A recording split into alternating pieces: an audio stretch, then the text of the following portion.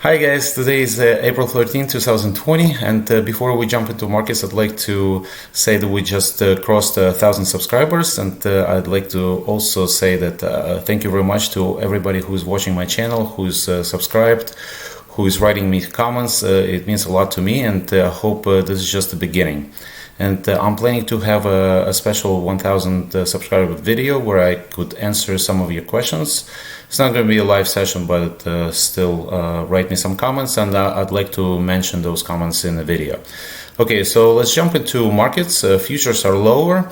Over the weekend, Dr. Fauci said that he sees the light at the end of the tunnel, and he sees the disease slowing down. So that's good news, but the big news was that OPEC countries, and led by Saudi Arabia and Russia's 10 countries led, had a meeting, and they cut oil production. They decided to agree to cut daily oil production by 9.7 million barrels a day. So, and also OPEC in a separate note said that they're hoping for countries such as Brazil, Mexico, United States will also cut production. Actually, Mexico was a clear winner in all that, seems to be. But to me, it's not enough. 9.7 million barrels, not enough, because we have a huge glut, and there's just not enough space to put oil anywhere. There's no demand for oil, so I wouldn't be so excited about oil companies in general, and I would stay away from those companies. Okay, so let's jump to S&P 500. SPY is down a little bit this morning, obviously, but again, it's been rising a lot, and I'm not sure if this is going to continue or not, because like I said in a few couple of videos before, that I'm staying very careful because of this cross 50-day moving average to crossing 200-day moving average, but most of all because we may see a retest of the lows. I mean, it's not going to be all the way down, probably the retest, but I'm expecting a leg down a little bit, especially when earnings come in and people see how horrible the numbers are. So I'm staying very careful. I'm looking for pockets of opportunities, but in general, I'm not buying big into this rally. Okay, so let's jump to corporate news. Moderna. Let's start with the COVID-19 handling stocks. Moderna said that they will have their vaccine national day on April 14th, and they will have earnings, I think, shareholder annual meeting on April 29th. So it's going to be a virtual meeting because of the COVID-19 concerns. So in general, Moderna, I think, is a pretty good buy. Closer to $30 is a better buy to me, of course, but in general, I think they may report pretty good numbers on their trials. Okay. Other COVID-19 handling stocks is Vir Biotechnology. So Vir Biotechnology reported a new collaboration with Samsung Biologic to manufacture one of their vaccines, antibodies vaccines. And this is, I think, fourth collaboration that Vir just struck recently. So Vir in general, I told you before that it's a pretty good buy at $30 or under $30, and it's trading higher a little bit. But closer to 30 and under $30 is a pretty good buy for Vir. Actually, I regret not buying it more when it dipped there.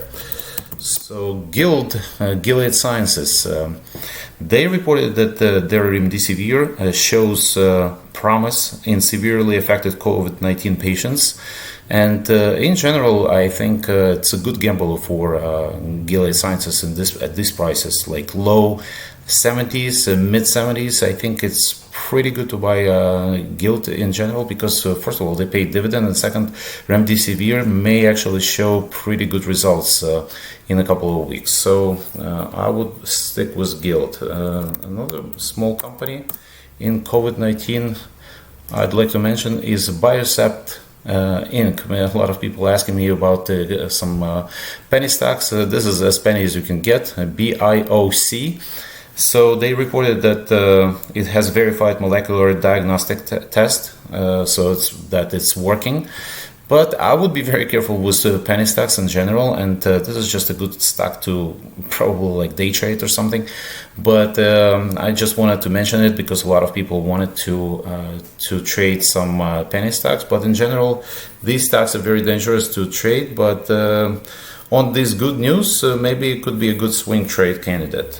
The stock that I'm interested in, actually, it's another penny stock, actually. CANF, Can-Fite Biopharma. Okay, so they reported that they received approval in Israel for its COVID-19 clinical test. And I've heard of them before, and they were trading very high like a couple of years ago. And now they're trading under $2. Well, it's over $2 pre-market, but I would pay attention to this company. Maybe there's something in there. So stock symbol CANF.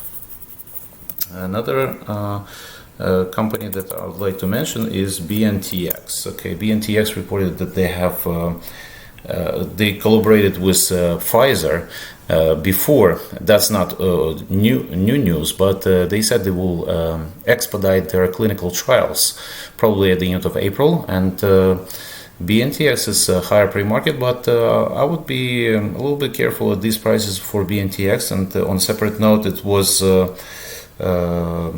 Wainwright reiterates neutral on BNTX with price target at 48. Closer to $40, I would be more comfortable with BNTX. But these prices, I would be a little bit cautious with BNTX. I actually like PFE, which is Pfizer, their partner. Pfizer actually low 30s, and it was like under $30 just recently, is a pretty good buy for Pfizer. Okay, so Tesla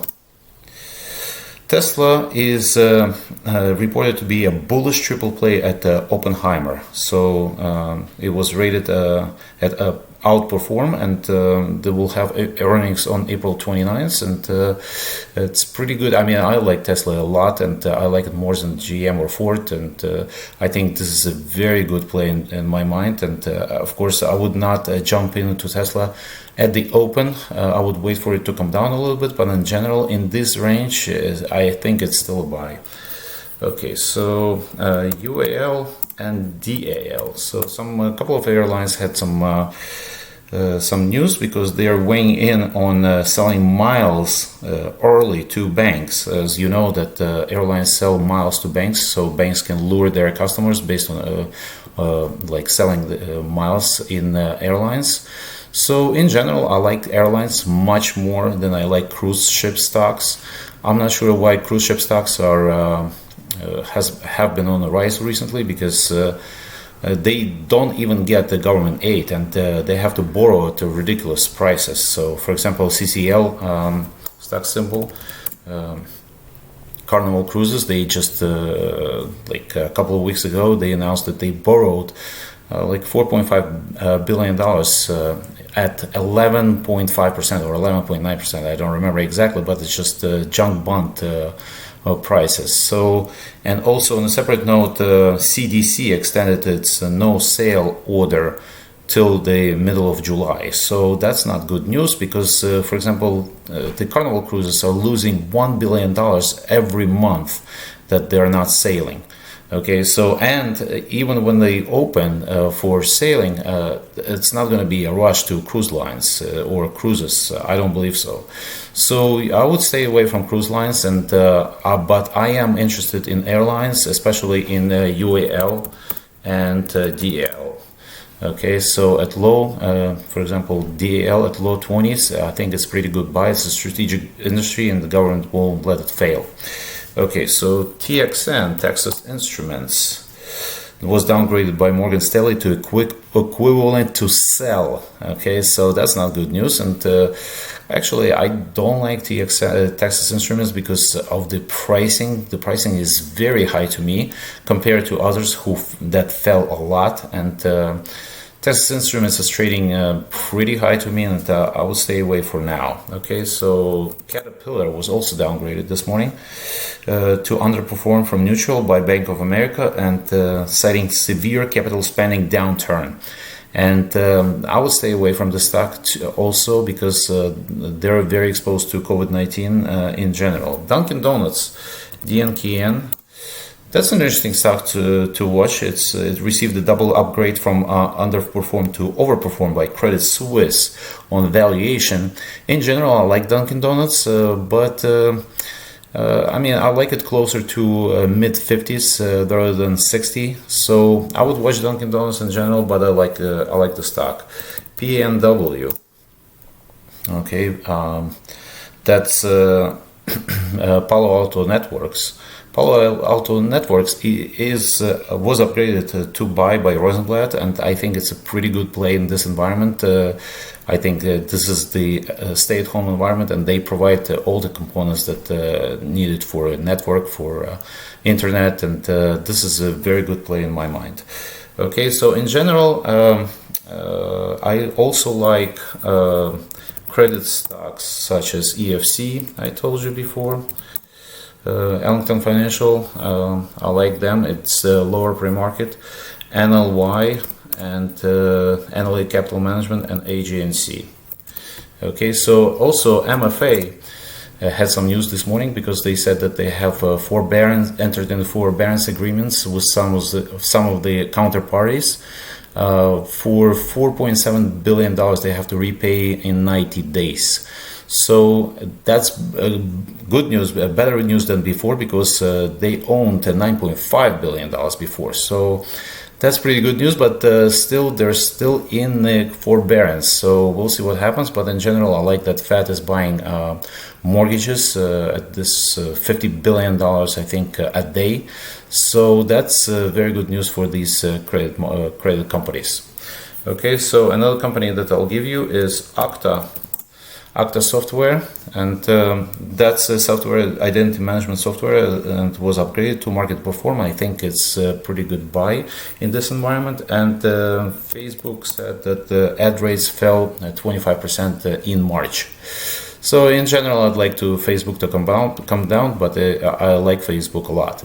So that's it, guys. Don't forget to subscribe to my channel, click the like button. I'll see you tomorrow.